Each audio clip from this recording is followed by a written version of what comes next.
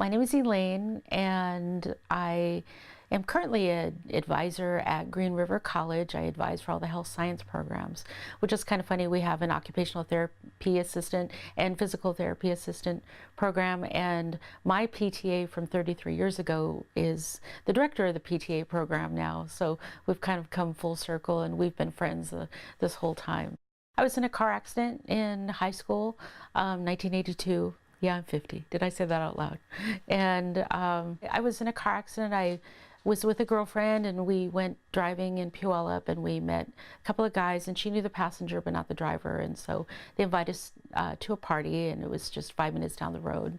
So I got in the guy's car, and the guy she knew got in her car, and we were just going to go 5 minutes down the road, and they had been drinking and we didn't know it, and so the guy driving the car I was in drove over 100 miles an hour and flipped the car, and I was thrown through the windshield and landed in blackberry bushes, which sounds horrible, but it actually cushioned the fall to, so I might not have been alive if that hadn't happened.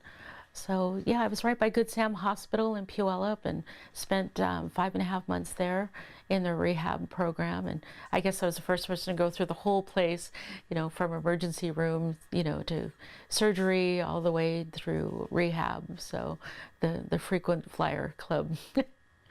They're a great hospital. They've always been there for me after, and some subsequent things that come along with aging, with spinal cord injury, and some pressure sore problems I've had. They've been wonderful. They don't just kick you out the door and say, have a good life. They've been great to me ever since, as I'm sure UW is too.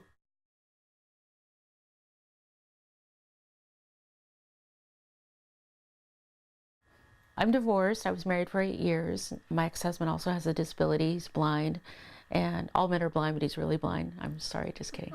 We were married for 8 years, and we have a son who's now 16 and getting ready to drive. He was talking to my friend Marty's daughter. Marty's also in a wheelchair, and I heard him say, "So what's it like to have a wheelchair dad?" So evidently I'm a wheelchair mom. So yeah, he's a great kid, and of course all moms are in wheelchairs because that's all he knows. And yeah, we were in a world of two for a long time. My dad is still alive. He's 86 and lives with us, and he's wonderful. It was hard for him. 1982. His generation, people were cared for their whole life if they had a spinal cord injury. He actually went to high school with a guy who stayed in bed his whole life, and his mom took care of him. And then his mom died. He died shortly after, and it was just a different time, different generation.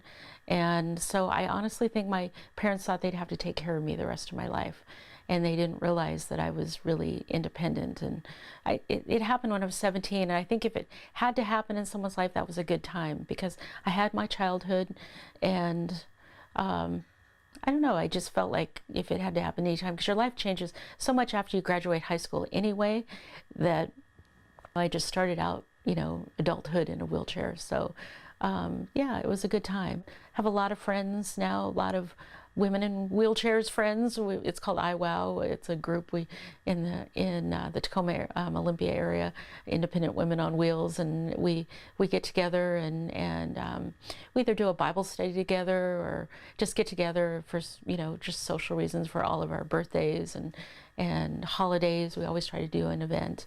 And then I belong to a bigger group of Northwest women wheelers, I believe it's called, and it's a forum, and we have 2 events a year. So that camaraderie is really important, to talk, have other people to laugh with and joke about things. We talk about having a poker game with catheters.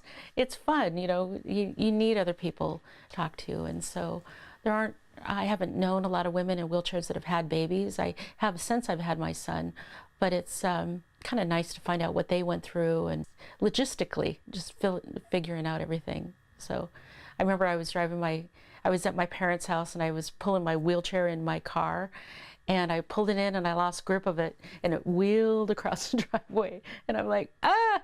So I waited around a half an hour for someone to come home, and I realized I'm in the car. I can drive to where my wheelchair is. Took me 30 minutes to figure that out. Yeah, so it's a learning curve.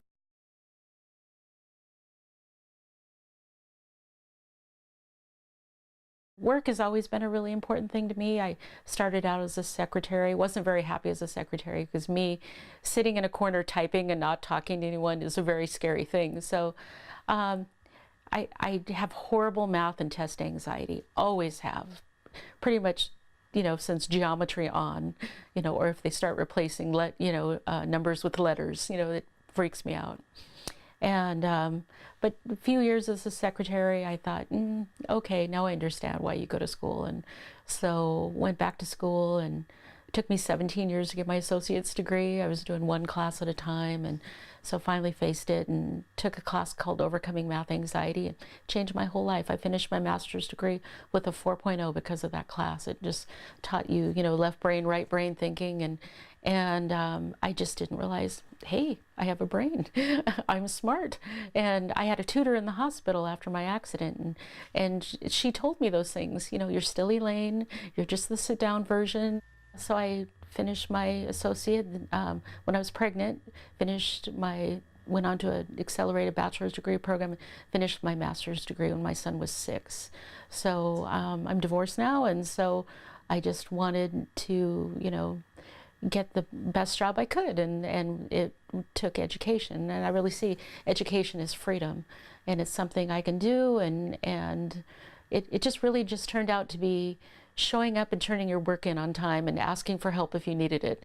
Aging and work, it's been hard. Just the commuting and driving, and a 35-minute drive to Auburn can take an hour and a half to 2 hours on Thursdays and Fridays, both ways, and that can be tough. And just sitting that much, I have to have one day on the weekend out of my wheelchair, just completely out of my wheelchair all day, get up to eat and use the bathroom, and that's pretty much it. And I nap, read books, watch TV, or and just have a quiet day. So, and my son does too, and he's gotten used to it. I have a lot more neck and shoulder pain than I used to, probably from that 19 years of driving a car and pulling in my chair. So that's affected me. Pushing my chair has affected me.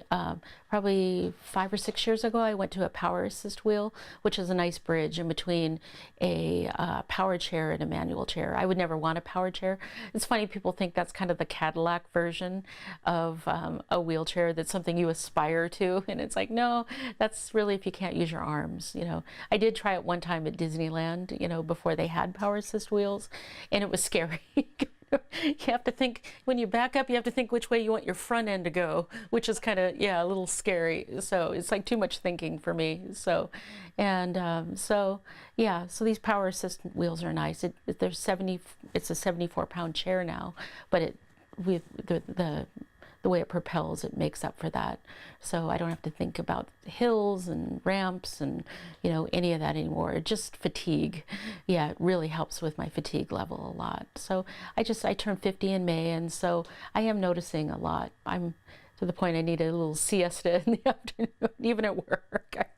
It's hard sometimes, but I'll just go out at lunchtime, get out of my chair, put my feet up, and just chill for an hour, and it's nice.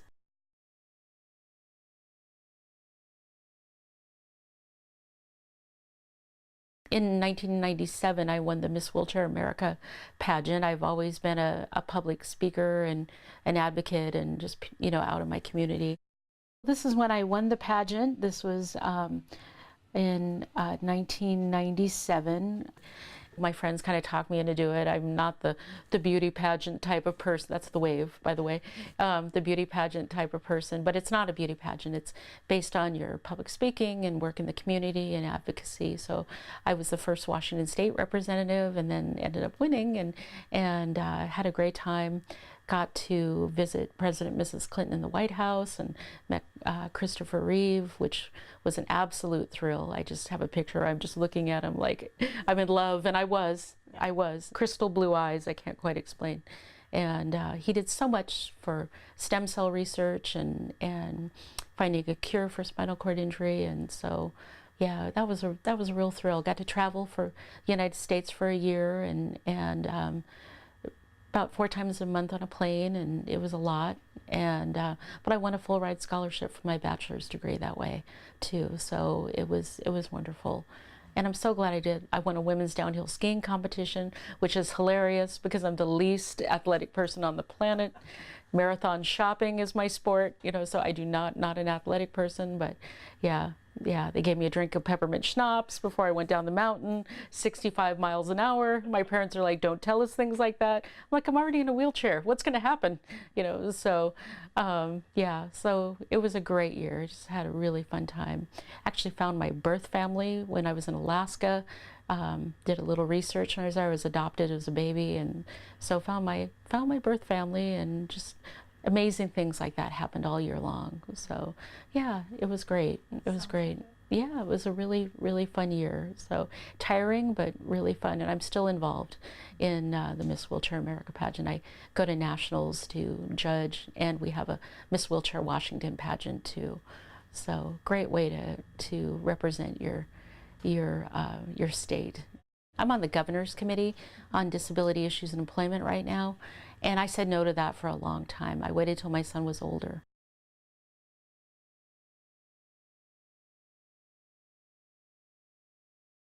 It's so funny because I've always thought of my weight as more of a disability than being in a wheelchair. The handicaps, which is the mental barrier of stopping you from doing things. And it's the one thing I can control, which is kind of funny because I don't know, I think it's my way of kind of keeping people away of, well, they don't like me because of my weight, and I can blame it on that. And it's just sort of my way of keeping people away. And plus I struggle, I'm an Eskimo in a wheelchair. It's like, thank you, God, that was good. Yeah, yay, I already struggle. So yeah, add the wheelchair factor, so, and I'm a carb addict, too. So about 8 years ago, I found out I have type 2 diabetes, and that's been a struggle because I pretty much have given up white carbs. I was in denial for a long time, and then I started having health problems. I got a pressure sore on my foot, and it wouldn't heal, and then I saw a lady on the train when I commuted to Seattle who was a double amputee and in a wheelchair because she was diabetic, and I'm like, okay, God, I get the hint now. And so I pretty much gave up white carbs, and or as much as I can. Got to have some or you go crazy, but for the most part I switched to brown rice and yeah, just the sweets and everything, so bread and so it's been a struggle. I've at risk, it's for so many reasons, being sedentary, being native. I'm, like I said, I'm Eskimo, and just lots of different reasons, my age, and I thought it was weight related, but I know people who are 85 pounds and, that are diabetic too. And so first thing you want to do is beat yourself up about that, but you can't. You can't. It's hard to control your weight when you're sitting all the time. So that's another reason I would never go in a power chair, because just to have the exercise to take my dog for a walk, and this helps, but I still have to make it propel. So I at least get out and get some fresh air and get some exercise. Now that I call the doctor, they say the first thing to say is, I'm diabetic. And then it's taken a lot more seriously as far as if I have a problem. It seems to be, like a pressure sore, takes twice as long to heal. I've had problems with pressure sores on my feet, nothing on my bottom, thank goodness, knock on wood, but I know a lot of people have had pressure sores, have had to have flap surgeries, and you don't ever want to go there. You just don't want to go there. And if I could look back on one thing that I would change is that I wouldn't diet, because I think that's one of the main reasons I have a weight problem.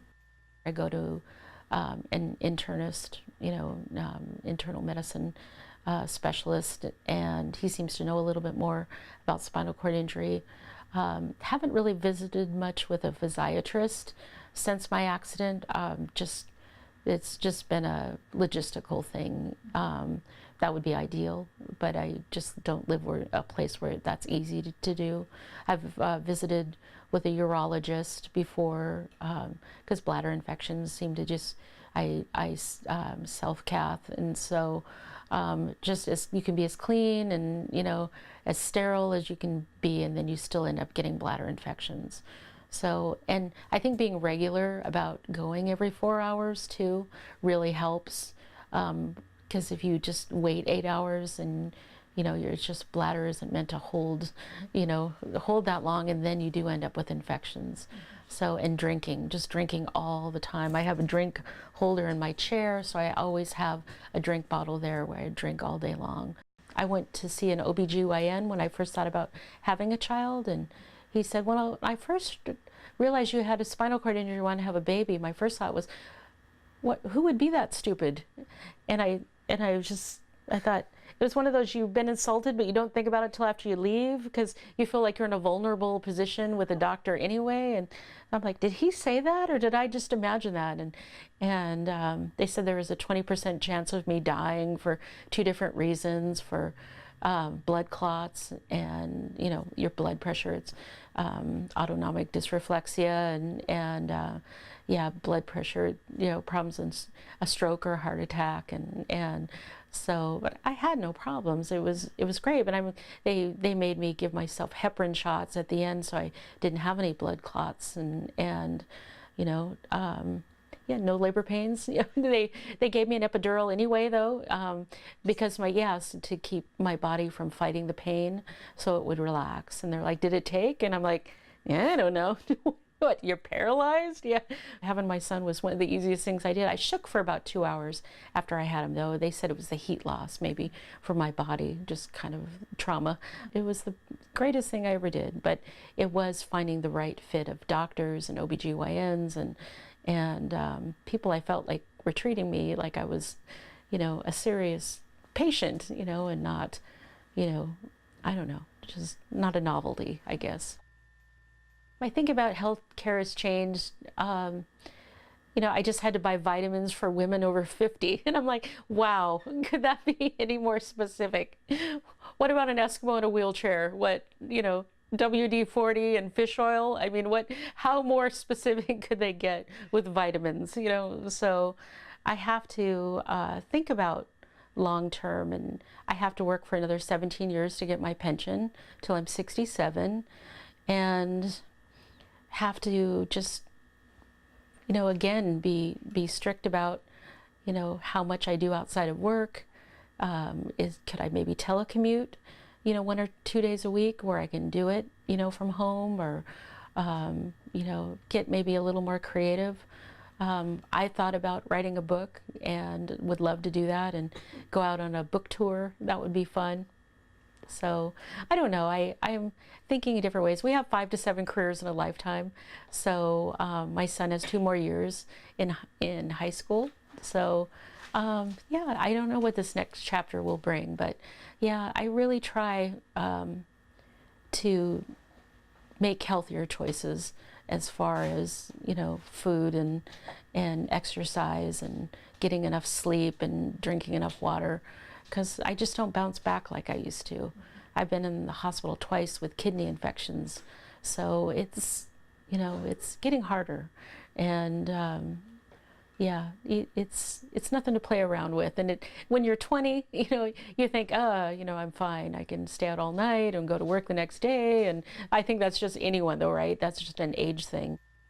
Now that I'm getting older, I have sought out different types of healthcare that I didn't before. So I'm really considering acupuncture for my neck and shoulders. I haven't gone to any physical or occupational therapists other than going to Good Sam Rehab when I had my pressure sore on my foot. So we could do some hydrotherapy and some treatment on that. So I really would, massage therapy is something too that I wish I could get every week because of my neck and shoulder pain. I probably take way too much Excedrin than I should because of that pain, and plus I'm on the computer all day, and I have carpal tunnel from overuse of my wrists, so I drop things a lot. My dog is my service dog. Just at home, he's kind of shy out in public.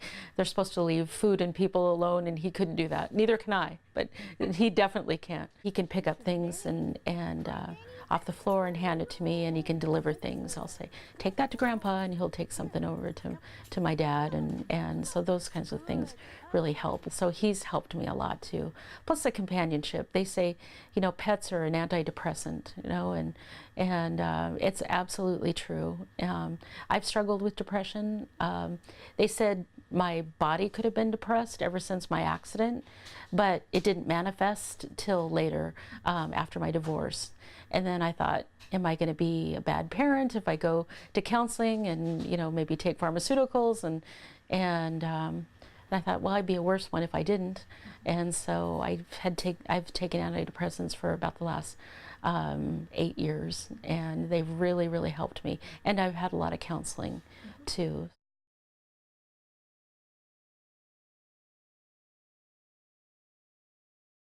Advice I would give to someone who's younger than me, and just don't take your health for granted, and really watch your skin. All the stuff you go through rehab, you think, I have to do all this stuff for the rest of my life. It just becomes part of who you are. I'm a real advocate for doing things at night because I am not a morning person, never have been. So I do all my personal care, you know, bowel program, you know, any kind of, I shower at night. I do everything at night. I pack lunches. I have things set out by the door. I set all my clothes out, including jewelry, everything, scarf tied, everything. So I don't have to think in the morning, and that just helps me. And I have other friends in chairs who get up at 4, and I can't do that. It's just, they're morning people and they just do everything in the morning. I can't do that. So trying to be organized about it really seems to help me a lot, and then I don't get as overwhelmed. And you have accidents and things happen, and I talk to my boss, you know, and say, you know, sorry, just sometimes these things happen. I have to go home and take a shower or whatever it is, and had really understanding bosses. And they already see my disability when I'm interviewing, so I don't usually disclose that I'm diabetic till after I'm hired, you know, because I don't think, oh God, another thing, you know, really. And so I tell them after that, because if I'm staring at a bowl of waxed fruit for an hour, they, you know, might realize, you know, something's wrong, and that maybe I have low blood sugar and that they need to help me. And so I have things at my desk and things in the fridge, and so if you see me, it just comes over me just like that. And it's usually tied to my bladder, which is funny. Yeah, so if I'm not doing that, if I haven't eaten, I'm too busy, you know, get going on stuff, don't take my breaks, don't take my lunch, I break out in a sweat in the back of my neck, I get shaky, and really easy things become difficult, and I get overwhelmed. And so I try to tell somebody, even that can be hard sometimes. Yeah. I say, I'm having low blood sugar right now, can you help me get some juice? Or I was at a doctor's office one time and I was trying to do the debit machine, and I'm like, I couldn't do it.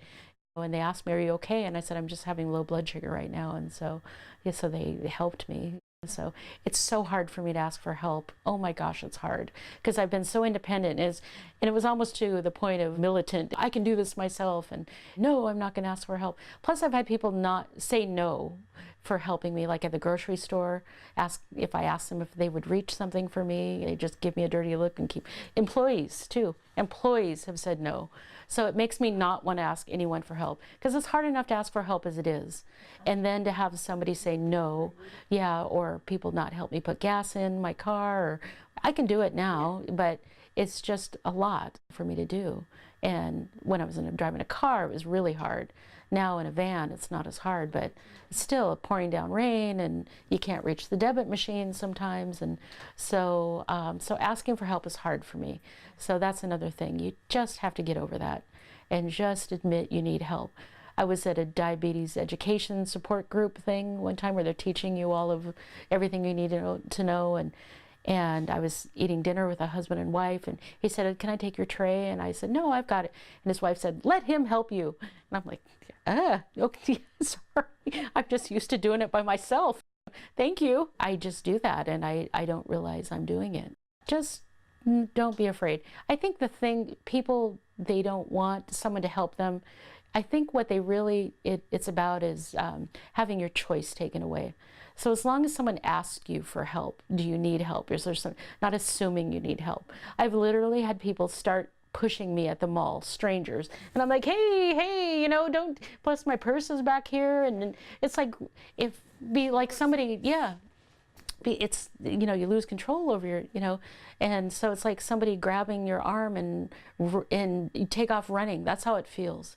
You have no control over yourself. And so people just, oh, I thought I was helping, I'm sorry. And that's why I tell people, just please just ask me. And they want to tie balloons on my wheelchair. If you want to see me go postal, tie a balloon on my wheelchair. That will do it for me. I talked to my son about, you know, I wasn't drinking or driving.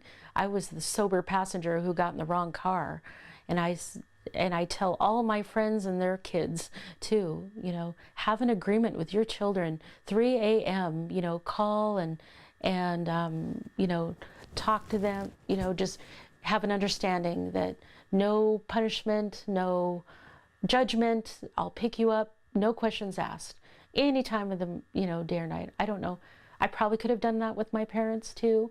It was, you know, midnight in June, you know, just a cute guy in a Trans Am, you know, 5 minutes to a party, you know, who didn't have my seatbelt on, you know, because it was in 1982 and they didn't have the DUI laws. They pour the bottle out and tell you to go home, you know, so it's just, it's a different world now. Distracted driving actually scares me more, texting and driving.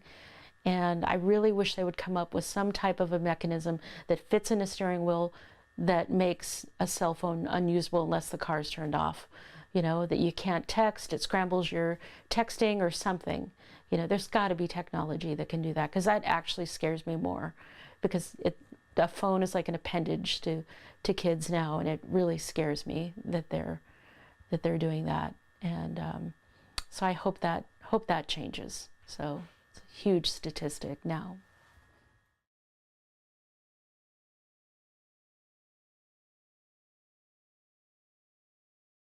You put a tiara on anyone's head and, you know, watch them blossom, you know. So I should have I should wear it. I should have worn it right now. What was I thinking? Yeah. I should wear it to work one day so they know who they're dealing with. Yeah, in the sash. They think that anyway. So, yeah, yeah, really. I'm a princess.